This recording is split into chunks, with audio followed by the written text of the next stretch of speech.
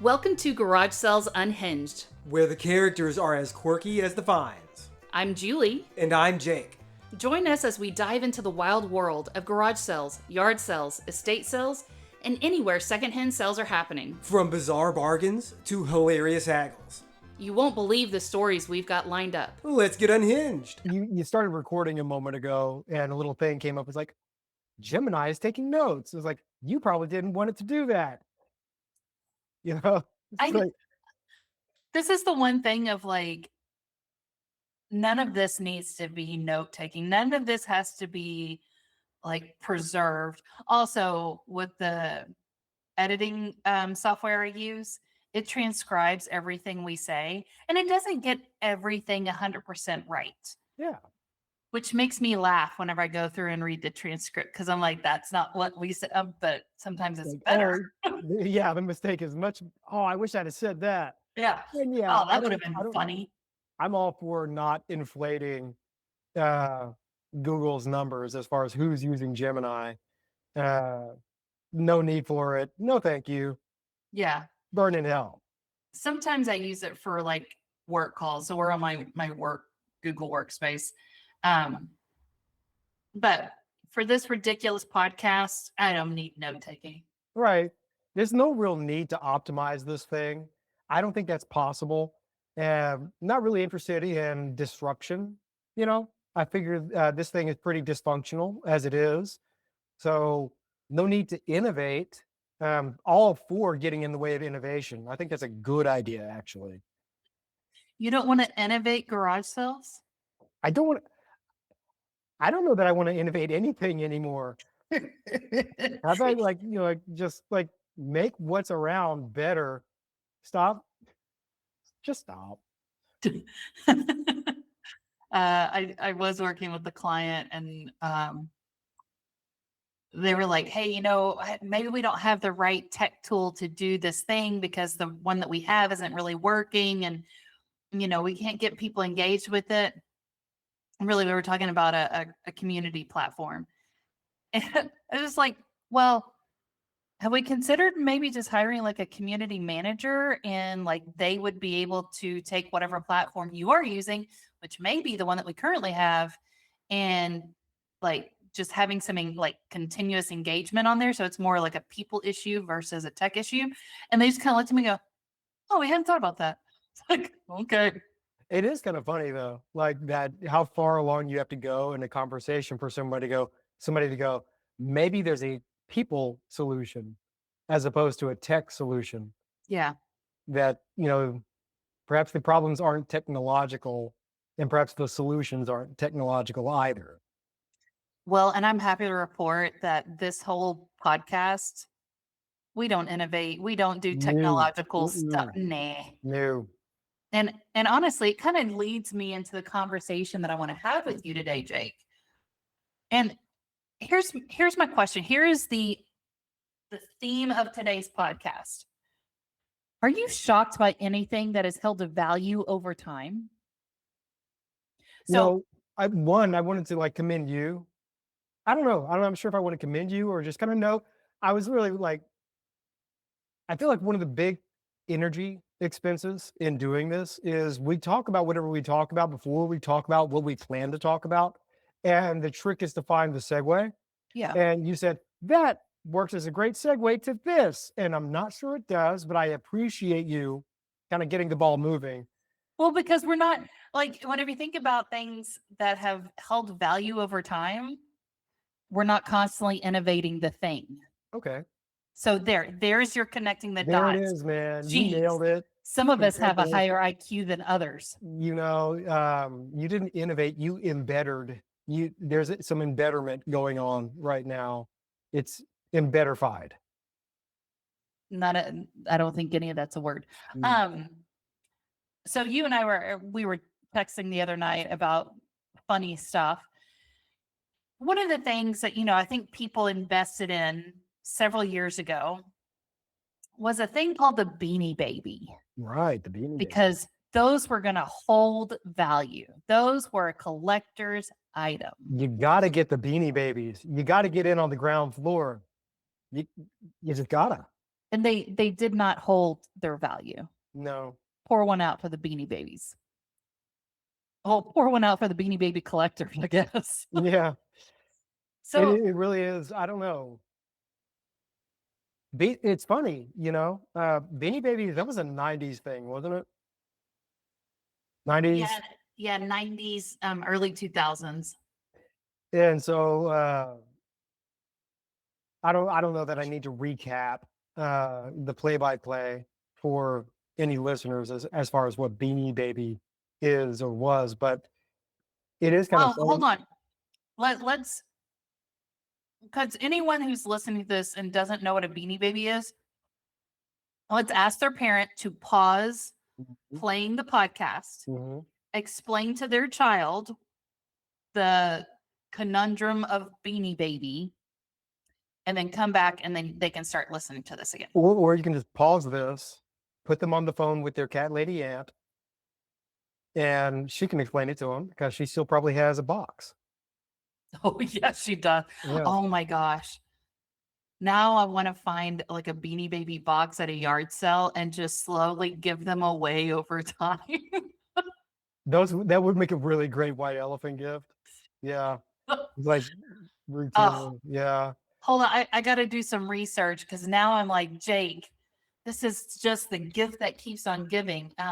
While you're doing that, I'm gonna like just kind of ponder out loud, which is my want. But it does kind of make you wonder how successful things can be to kind of manufacture collectability.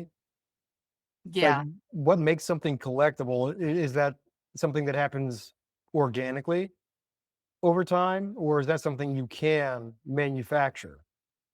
Now, Beanie Babies, they certainly tried to manufacture that right up front. Like, hey, you'll want to get this. We're only making 18 of this purple Beanie Baby penguin. You got to get one because no one else is going to have it, and they're going to want it. And you're only going to pay $45 for it, and you can charge anything you want for it. You can retire. Like, that was the pitch. Yeah. And it didn't work out. They couldn't really manufacture that sort of collectability. You couldn't manufacture demand in that way. And it's something that I feel like the NFT effort didn't really learn from. And it's funny. I think it's safe to say Beanie Babies had a better run than NFTs. Oh, yes, very much so. So what I was swiftly looking up on my internet, because my internet is different than your internet, but on my internet, Jake, you might get this someday. But there is a Beanie Baby frog called Smoochie. Smoochie, I love it. Yeah, you're going to because it's going for $5 off of eBay. It's nod to the handsome prince coming from Kissing the Frog, huh? I don't know, I but mean, why else would you call him a Smoochie? oh yes, Right. I get it. You see, you need this. I studied Latin.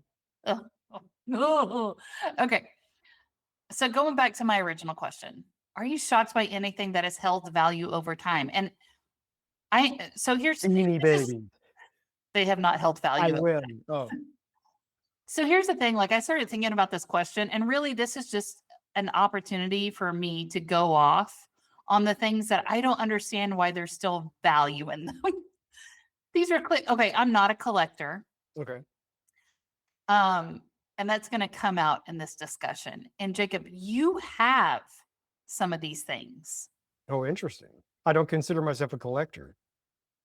You don't realize you have some of these things. So, like the thing that shocks me the most of the things that have held value are comic books. Okay. Jacob has a trove of comic books at our parents' house. Yeah. Well, yeah. That's the asterisk had. Our Oh parents. no, like, it is still yours. They're just holding it for you. I have no. That's the thing. I have no opinion on the matter. But if some of those things have retained value, I might develop an opinion pretty damn quick. No, I think everyone just heard it here of like first come, first serve in our parents' attic. And if I find that box of comics and I find a valuable one, I'll call you from my yacht. Are you planning a garage sale, yard sale, or estate sale and need some help? Look no further than Garage Sales Supply. They provide top-notch resources and expert advice to help you host the perfect sale. From pricing tips to promotional strategies, they've got you covered. Visit garagesalessupply.com and make your next sale a success. It's interesting because collectors, if you call somebody a collector, I don't know, that maybe that kind of term comes with some baggage. Like for some, maybe you say that you're a collector, and people might hear it and read into that, oh, okay, you're doing this for the eventual monetary gain. Right? And like I might have had a couple of boxes of comics. I used to have a lot of comics, but none of it was with an eye toward the future.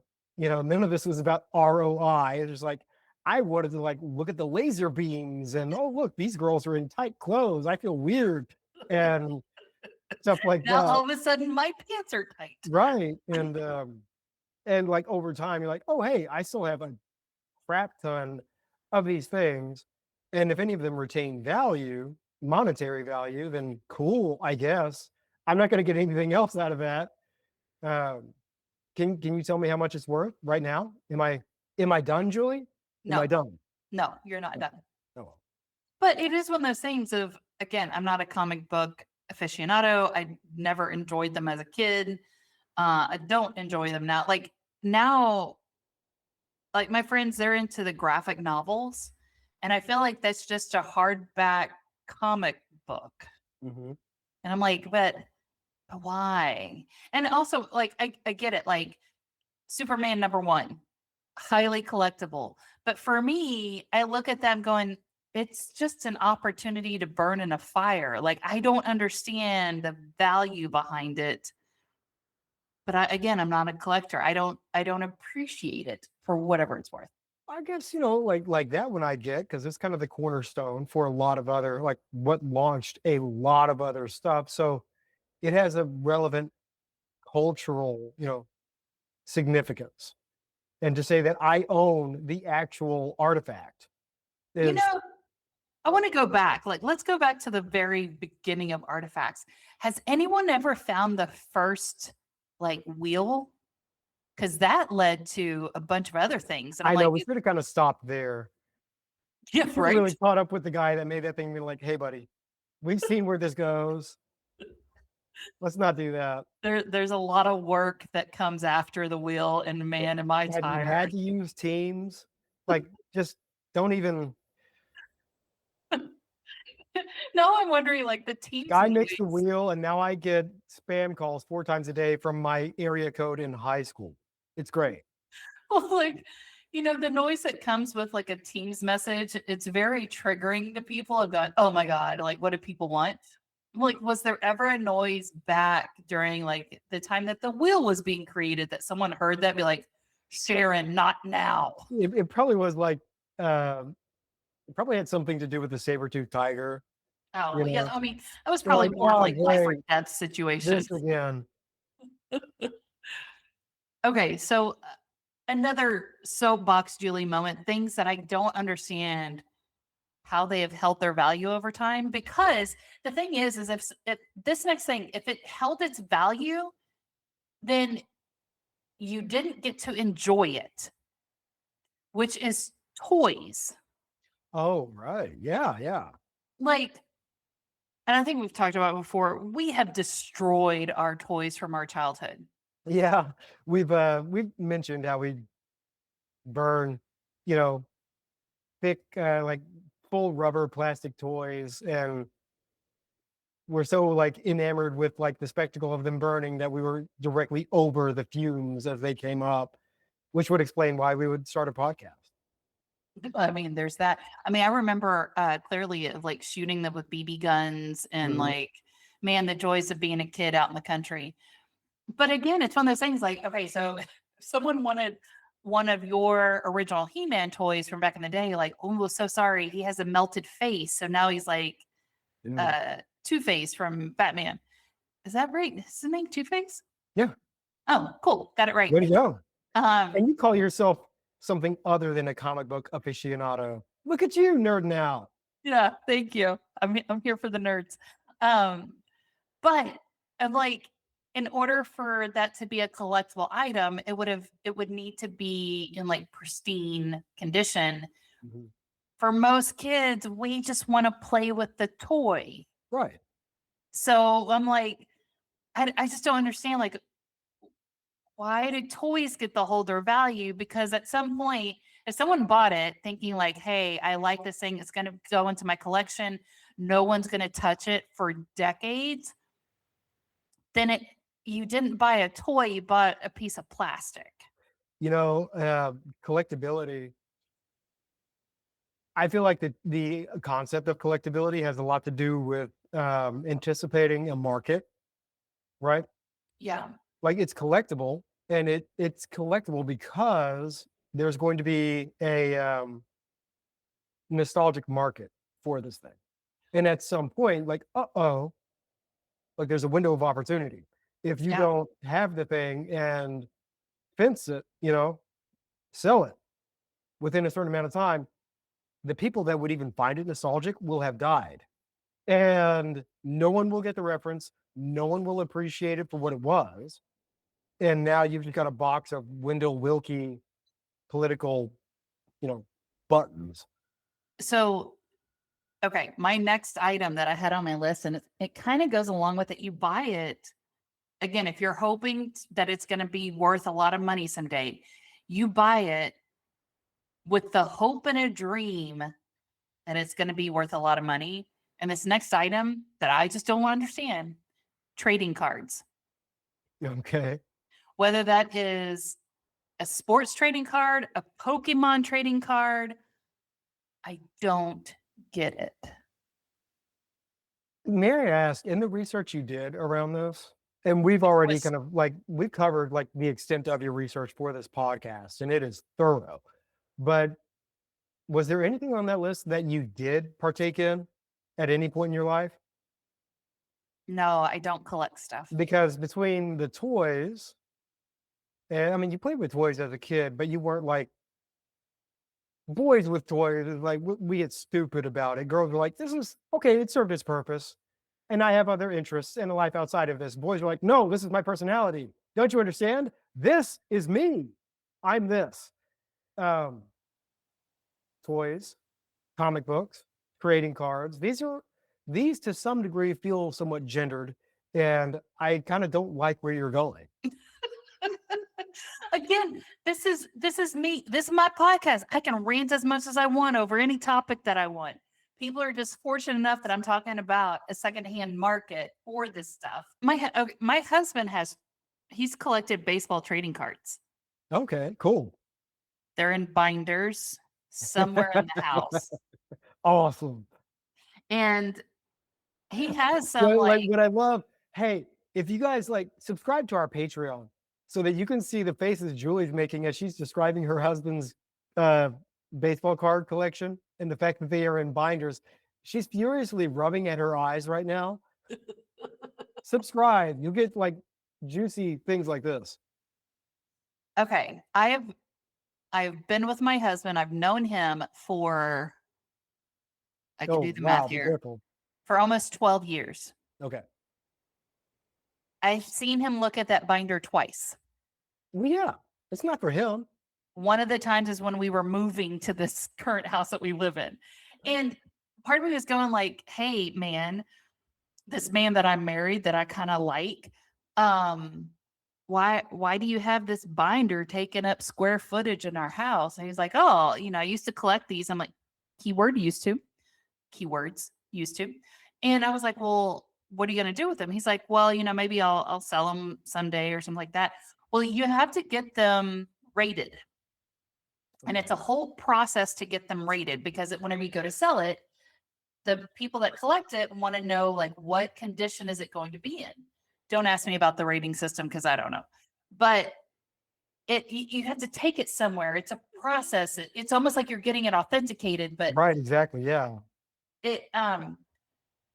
But the binder is just not moving. It's not doing anything.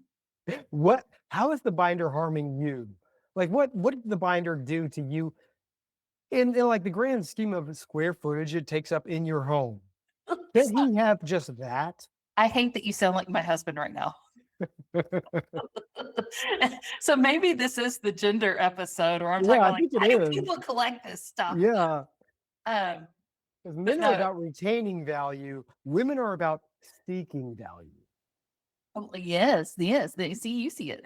But no, I mean, like, okay, so if someone were to buy a rookie card of a rookie today, you are hoping that they have a career like MJ uh or Larry Bird or Michael Jordan, like any of Bo those. Jackson. Yeah. Yeah, you want that. So in 40 years, if you bought I don't even know how much trading cards are today, but let's say you bought a trading card for $10 today as a rookie, Mhm. that rookie player, they're probably, I don't know how much they are. So sorry for all the trading card people that are like, that's way too low or Yeah, that's way.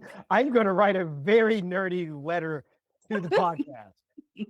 I'll file it away with the trading cards. Yeah. And then you hold on to it for 40, 50 years. Mhm. And then at that point, you're like, gold, I'm going to sell it Right. for $2,000. Like that ROI, Jacob, makes no sense for me to hold on to it for decades, Why not? hoping that because if I put that $10 into the stock market, I can make some money off of that. Probably Well, he's more going than to two. lose some money on that. Yes. I mean, like, Just the same thing. It's like if you bought a rookie card for hey, somebody today and then they tore their ACL or like had a horrible like game career ending injury, you're out the $10. that's sports, baby. And so I appreciate that you want to turn this episode into like a couples therapy thing, but like there's a small collecting stuff. Like you don't buy a trading card because like, oh man, I'm really looking for some new reading. Like I'm really looking forward to getting through this trading card in the next month. Like that's not like no, I look at it, I have it like that. It takes all of like 45 seconds to get through it, really take it in, and away it goes wherever. Mhm. The point of having like a rookie card is that okay, it's a gamble. Yeah, yeah, you might as well put it in stock. You might as well put it on a roulette table. Yeah. Um, it's a gamble, and it's the fun of gambling. And like, hey, and I feel like for trading cards, it's a bit of the unlike stocks and unlike the roulette table. There's a bit of um, vicarious living that I invested in this dude, and therefore his achievements throughout his career are appreciated in this card I have, which means I also am rookie of the year. I also, achieve these things. I saw it, and because I saw it, that means I've got something in me that makes it possible for me to recover from Tommy John surgery. This whole speech that you're giving me right now, could you also apply that to your comics? And like, I see Batman in me. Absolutely. I just told you, yes. Then, hey, look, this toy that I'm about to melt the face on, this is me. I'm jacked like this. I have a laser sword. Don't you understand? No, If clearly. somebody really puts me under pressure, I emit toxic fumes. Well, there is that. I will say that we're under pressure. We're probably full of toxic fumes. I think the collectible space has a lot to do with fantasy. The idea is that you invest at this point and it could turn into that. And I think there is a lot of, fantasy and wish fulfillment in that. And it is interesting. I think somebody probably has. It's just, why would you want to look into it? But I wonder if anyone has done a kind of an autopsy of the kind of ill-fated NFT effort. The psychology behind it. Well, and why it never took on, why it failed, and it probably has a lot to do with the fact that it's digital. Everything you're describing is physical. Yeah. these things are tangible things, and again, I think it's digital items. What and that's kind of, I don't even want to get into it, but like that's where cryptocurrency comes in. Like I've never held a cryptocurrency coin in my hand Right. because if And I did, I'd probably put it into a pinball machine and play a game. right. I'd probably burn it. It's like, well, I just spent $1,300 with that one coin playing a pinball game, and I still didn't get high But did score. you smell it? That was cool. Well, okay, so the last item I have on my list of things that just I can't believe they hold value Mhm. is sports memorabilia. Okay. This is a gendered thing. This is not cool. And I say this to somebody that had more of a high school athletic career than me. Because I didn't peak in high school, man. Yeah. I'm still getting there. I'm still getting better. No, I mean it's one of those things. Like, I mean, I go to a lot of events where there's silent auctions, and people are auctioning off helmets, signed helmets. They're auctioning off signed jerseys. I just they're auctioning off like signed photographs. I'm going, but why? I don't understand. Well, like, try to put yourself in their shoes. No, I Like, don't want to. That's gross. yeah, that is gross. The idea is that, like, there's some nostalgic value. Wow, I own, you know, Babe Ruth's bat. At some point, the market will go, that's cool. Babe Ruth is a footnote in some, reference database. But like, it means nothing to me. I can look at some old YouTube footage of the guy, but okay, yeah, that was that. But have you tried, virtual sex chess? That's where it's at. Sports Wait, memorabilia. do you not want to talk about that? No, like the point is like, No, because you said that, and I heard a record scratch in my brain. hey, you heard it. That means something. Oh, there is a horse piece. Oh my God. Oh, Yeah. there is a bishop. This all makes sense. I'm going to have my therapist join us on an upcoming Yeah. podcast episode. What's of value for what I feel like for what you're describing is contextual. And context isn't static. Like you and I have like a historical point of reference for a lot of stuff. And that's going to be different for any subsequent generation. And even within our historical framework, those things weren't of value to you. And so, yeah, no, like it wouldn't make sense that they retain value because they never had value to you. For somebody that is deeply invested in those things, at least emotionally, that can easily transfer to some financial investment as well. And for collecting, the bet is that other people have invested in this in such a way that I can leverage that. Okay, Mr. Smarty Pants. So is there anything that I haven't mentioned that you're like, yeah, I can't believe that this has held value over time. I can't believe people want to like spend ungodly amounts of money for this thing. Cars, Give me an example. old cars.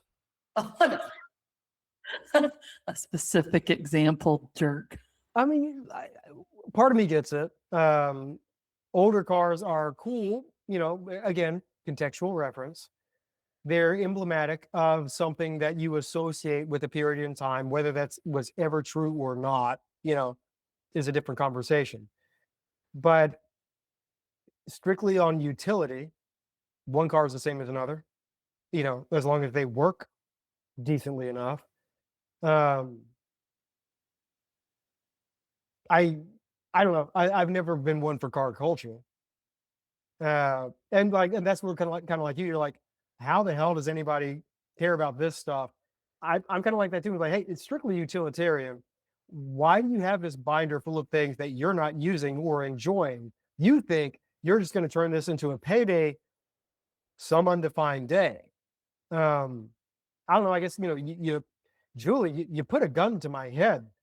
And so you asked me for something, and I said, I guess cars, because seems like there's better things to spend energy on. Uh, I mean, intellectually, I get it. I get it. And I'm not going to fault anybody for being into any of it. But Okay, so here's my thing about the cars. yeah, There are some older model cars, like the engine, how the engine was built and how it was designed is innovative. Um, it's and embedded. they're easy. I say easy. There's a formula to get them fixed up and running again. And honestly, like the simplicity of some older engines that can Mhm. still be worked on it today. Like I drive a supercomputer. There's no way that a regular mom and pop could build the engine that's in my car today. But in older BMWs and older Fords, and I'm like, I think the ingenuity behind the mechanical piece of it, I'm like, that's pretty cool. And to be able to see that, and if it's been upkept or, you can bring it back to life, like for me, it's a utilitarian. Like I can still use that car to go get groceries today. I cannot use a trading card to go get groceries. No, but you can appreciate the craftsmanship that goes into a comic book or a toy, or the narratives we build around these things that we imbue with so much meaning, which again are contextual, Julie. Don't you understand? So, hey, go get your husband. Go No, get, yeah. I feel like I should talk with him instead. we're not doing a 2-on-1 for this conversation. I'm just going to get pummeled by two guys going, "You're wrong, Julie." So, I mean, I get what you're saying. It's all contextual and beauty's in the eye of the beholder, so to speak. And part of me is just going like some of these, and again, I'm a minimalist. I don't collect things. I usually buy things to like it's utilitarian, it has a purpose, and then like once that purpose is done, I'm donating it, I'm selling it, it's out of the house. Cold-blooded. Julie's just like bloodless operator. She will Oh kill yeah. you if it means you're in the way of the mission. Yep. Yeah, I'm not gonna argue with them on that one. Actually, our mother, I love how I bring up our mom in almost every Yeah. episode. Wow. That was wow. Our mother, Heresy. our mother hates that I'm not sentimental about stuff. But she'll be like, "Oh, do you want this cake plate from like your great aunt?" I'm like, "No, I'm good." She's like, "But it was passed down through the like, yeah, I don't, That's I don't have a place cool. for it." Yeah. That's great that they did that. Yeah, I hope cool, everybody felt good about that. cool story, bro. Thanks No, God. Goodwill. yeah. So like, I think it's one of the reasons our mom is already like talking to our nieces and nephews and in-laws and stuff. I'm We're like, skipping a generation. "Hey, if there's anything that you would like in the house, because Julie doesn't want any of it." And I'm like, "No, I'm good. We have a big bonfire. I don't care." Hmm. But yeah, it's one of those things. I was just thinking about this of like, there are some things that have quote unquote held value over time. Mhm. And I was like, and also it will be interesting talking about what various generations apply to value. So Wow. talking about trading cards.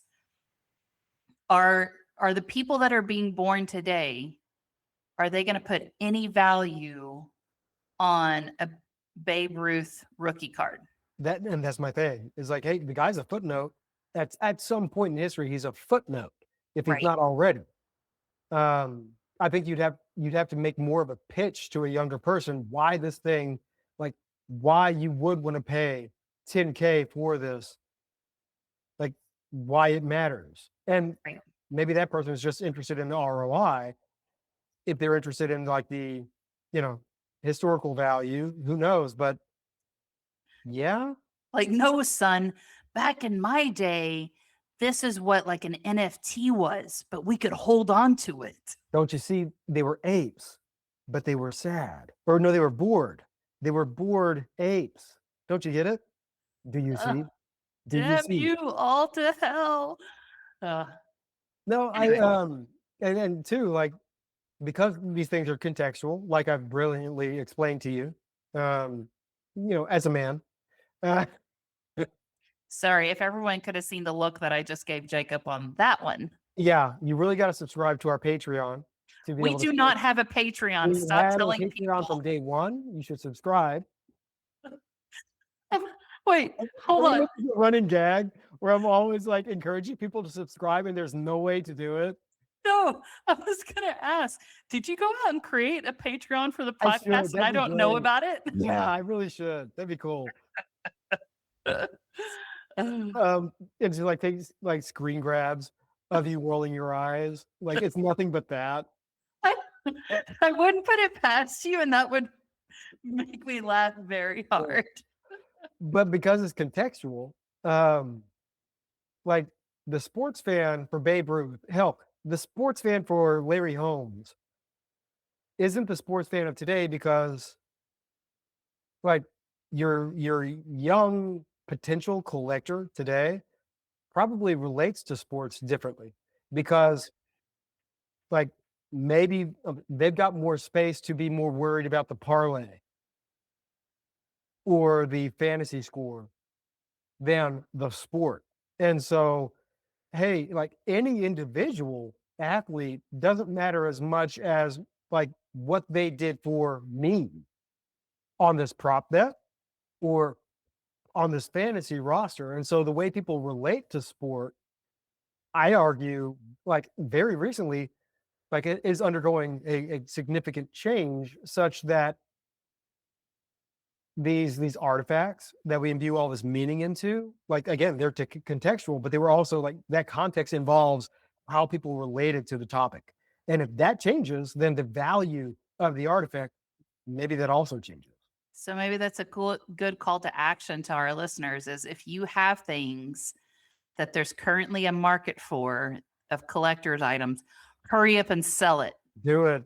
Yep. Do it. Yeah, Give us a percentage, but do it. that's right. It is kind of a finder's fee. We get a commission, don't we? Yeah. Yeah. Yeah. I'm Especially always- it's in the fine print when you sign up for our Patreon that you will give us 20%. So no one reads those things and we count on it. You know, I like fine print. All right. Well, that's what I had for this week of just going off on a tirade. I've got no quip at the end of this. I mean, if you collect. You got those Beanie Babies? Bust them out. Yeah. eBay's got a lot of the Beanie Babies for sale. So They make good insulation.